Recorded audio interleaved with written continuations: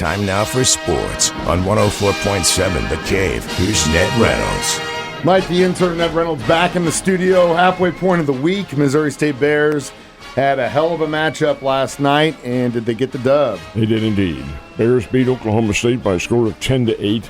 Had a 10-4 lead at one time in the game, but we know the Bears pitching staff is not exactly lights out. Their offense is. Now, in all fairness, this Oklahoma State team is one of the traditional powers. They are not off to a very good start.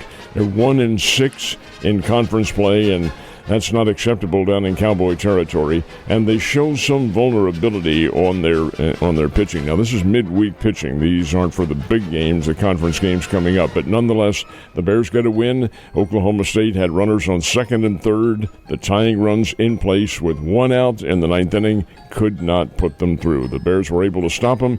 Big win for Missouri State, 10-8 over Oklahoma State. Bears play Southern Illinois this weekend in Carbondale, weather permitting. I know we've discussed the pitching on that team, but is it too early to say that they're the real deal this year? Well, they're good offensively. They can hit the ball. They've got power hitters galore on the ball club.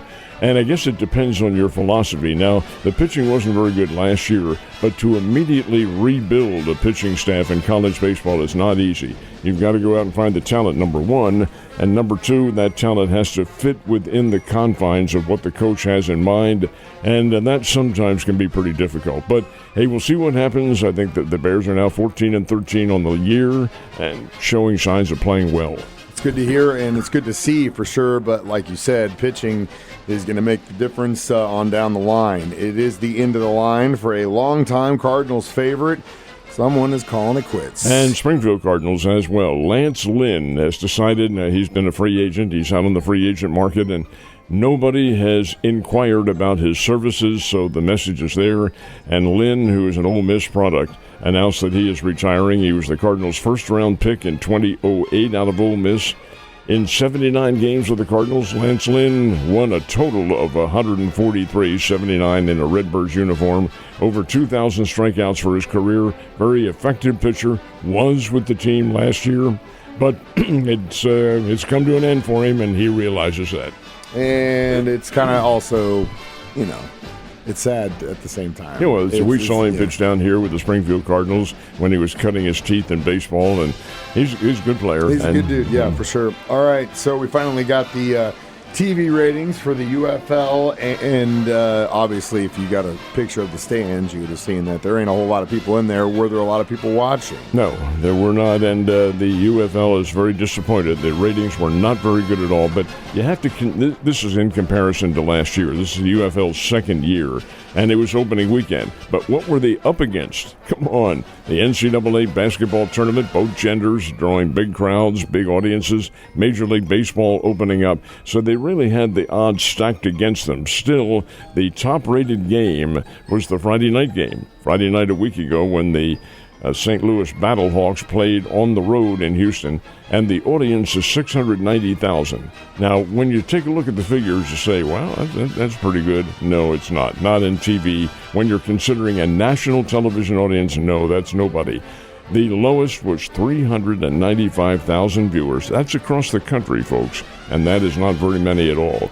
So if the UFL is looking to build their credibility with sponsors, they're going to have to do an awful lot of work because that's not acceptable. No, it's not. And I think a big part of the difference between last year and this year is the amount of money they put behind marketing, because it just popped up this year. And last year, they put some money behind getting the message out that they were doing their thing, but this year, it was kind of like a blip. So, well, the part of the reason for that is the players are threatening to go on strike. Now, that's very dumb on the players' part. They haven't been around long enough. But they don't like the payment plan that they have, and that has resonated in the media and resonated with the fans. Wait, who are these guys, and why are they striking? Do we care? And all that figures into the mix, so we'll see how it works out. Obviously, we just started the regular season for Major League Baseball, but when you talk about the both teams in Missouri, they're pretty much on the same page as far as consistency goes. One night, one day, they're just blowing it up, and the next, whole lot of nothing. Well, the Cardinals had one of those whole lot of nothings last night. They did play extra innings with the Los Angeles Angels for the second consecutive night, only this time the game went 11 instead of 10 innings. And the Angels, the Angels aren't very good. That's the disturbing part about it. They do have Mike Trout. He's a big gun, and Johan Mankato is a very good player.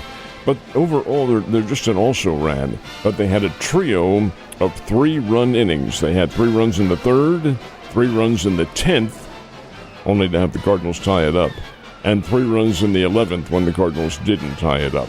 And the Angels win by a score of 9-7. Chris Roycroft, he took the loss in this game on the hill. I mentioned Johan Mankato. He had a 2-run double in the 11th inning that was the big difference in this game. But, hey, that's 2 straight wins now for the Angels. They play again apparently this afternoon up at Busch Stadium in St. Louis. That's, of course, if the weather holds off. But it'll be a noontime game, and the Cardinals hit the road for the first time this year, heading to Boston to take on the Red Sox. And again, pretty much the same story with the Royals against the Brewers. They got a big goose egg last night, too. They did, and this is interesting because Milwaukee's pitching staff has been absolutely blasted by everybody, including the Royals, who beat them 11-1 on Monday in the opener. But this time a kid named Chad Patrick is on the hill for Milwaukee, and he goes 4 2/3 innings of shutout baseball. Then there were 4 relievers after that, and the Royals come away with a loss in this one. The Brewers win 5-0. Christian Yelich, who is one of the big hitters on the Brewers and one of the better hitters in baseball, had a home run in this game. So did Eric Haas. And the Brewers come away with the win. That's their first win of the year. Fans had to celebrate that, what few fans were on hand.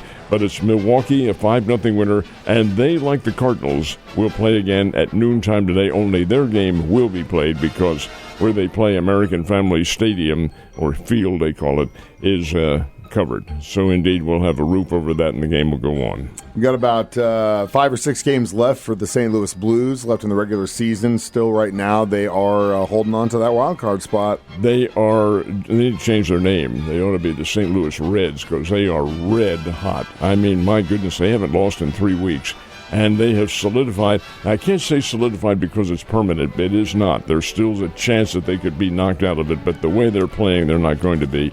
They have earned their way into the Stanley Cup playoffs as a wild card team. That's pretty good.